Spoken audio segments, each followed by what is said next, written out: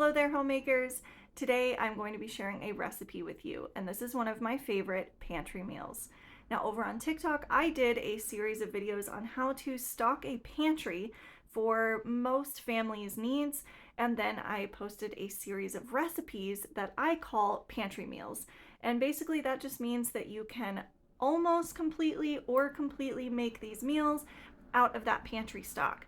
And this is great when maybe money's a little bit tight or your family is sick, you can't get out to go to the store, maybe your car's broken down. Whatever the case is, you have this pantry stock that you've built up and you have a list of meals that you can make from this that your family will enjoy and will fill you up. So today the recipe that I'm sharing is jambalaya. Now, if you're not familiar with what jambalaya is, it is a Cajun dish, and I will be the first to tell you this may not be 100% authentic. I'm not Cajun, but I do really appreciate their cuisine. And this is a meal that I have been making for 15, 16 years at this point. It was one of the first meals that I learned to make as a married woman. It's not a meal that I grew up making. I found this recipe when I was searching for cheap dinner ideas because we were very broke when we first got married, and I just needed to be able to get a good hot meal on the table that would fill us up. And jambalaya fits all of that criteria. Now, the way I'm going to show you to make it today is the simplest way that I make it, and that is with just one meat. I use andouille sausage. You can also use a less spicy sausage, but that's going to be your cheapest way to make it, and it's still going to taste amazing. Many recipes that you see online will have sausage and chicken, or it will have sausage and chicken and shrimp, which is absolutely delicious. And when I have extra in the budget, I make it that way. This is also a really great way to use leftover, say, rotisserie chicken or any pieces of chicken that maybe didn't get eaten from a previous meal. You can shred that up and throw it into a batch of jambalaya along with your sausage. But if all you can afford right now is sausage, don't sweat it. This recipe is still going to be delicious.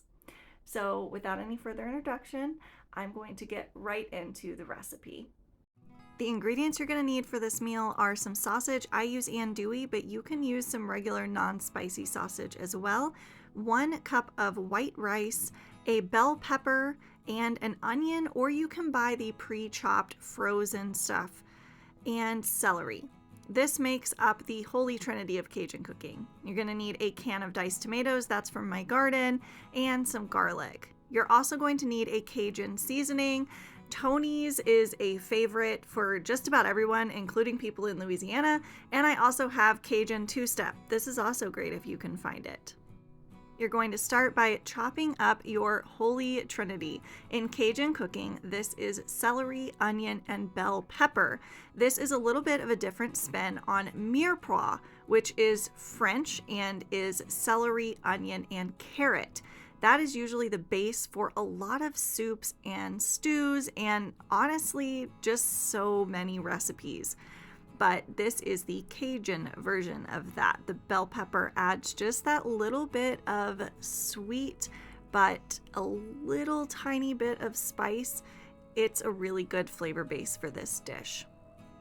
I'm using 2 stalks of celery here. You can get away with 1 if you have people in your family that don't like celery a ton.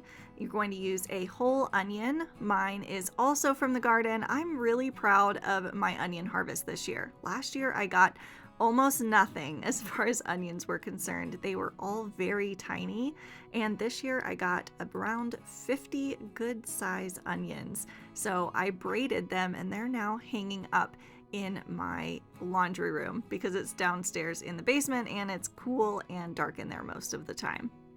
Something that I like to do, especially if I have celery that might be about to go off soon, or same with a bell pepper, is that I will go ahead and chop up holy trinity and mirepoix and put them in freezer bags in the freezer together. That way when I make a dish like jambalaya, or I make, say, chicken noodle soup where I'm using a mirepoix mix, I can just take that bag out and throw it right into the pot, and I don't have to chop that day.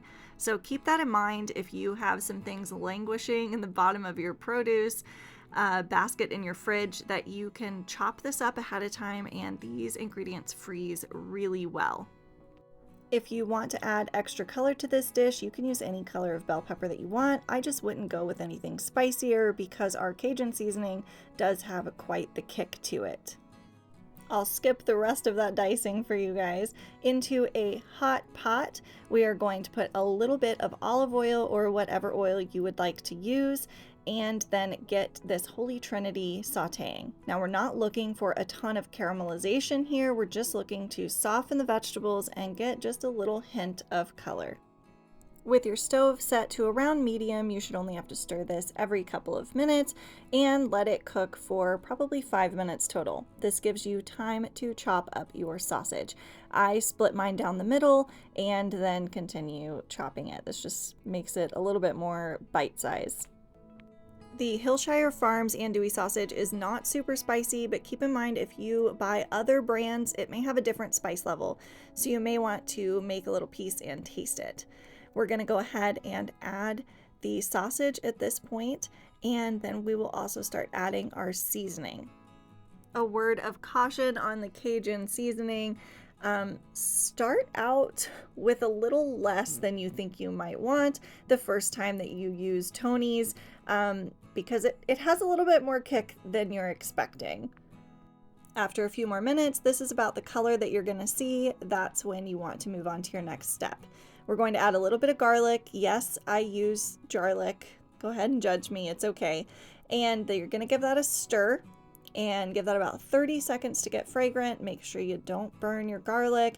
And then you're going to add your rice. Now this is probably the most important step. This is uncooked rice and you're going to saute it a little bit.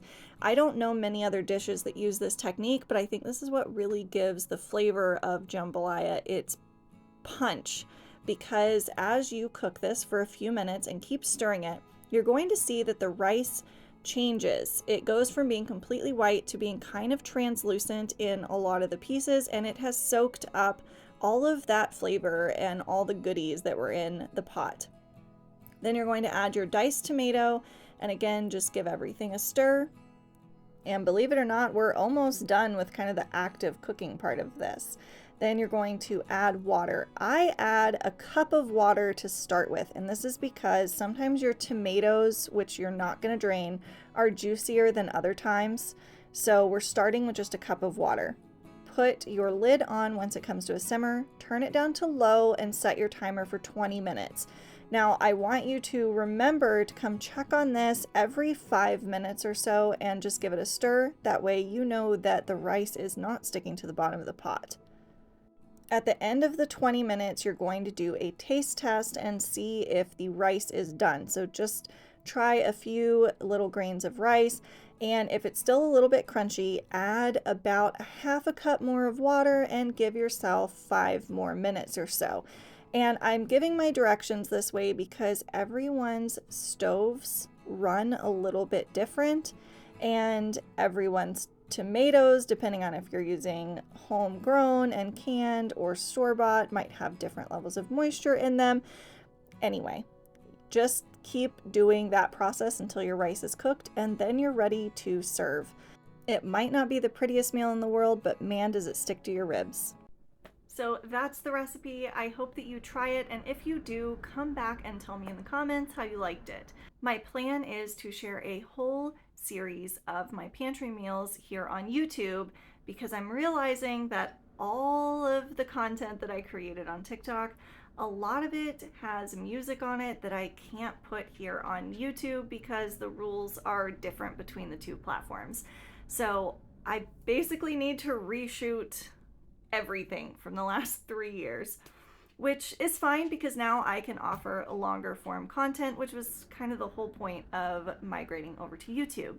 So this is just the first in a series of pantry meals, and I promise to bring you simple, hearty, and easy meals to make, because let's face it, as homemakers, we have a lot on our plate already, and a lot of times getting just good, filling, nutritious food on the table is more important than it being really fancy. So with that, I wish you all a lovely weekend, and as always, happy homemaking.